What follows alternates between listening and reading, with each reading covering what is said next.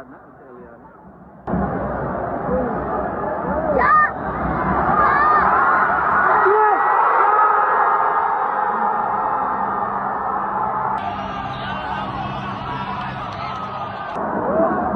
Alhamdulillah 3 poin.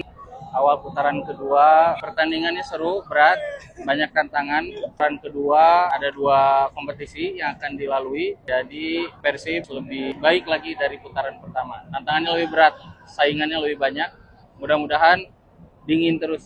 Nah, ini penting. Kita nonton bola, dukung Persib, tapi Ramadan juga harus disiapin. Ramadan, bulan Al-Quran, persiapannya harus belajar ilmu berkaitan dengan Ramadan. Ya, sebelumnya belajar dulu fikihnya, fikih saumnya, harus belajar. Kita akan adakan programnya.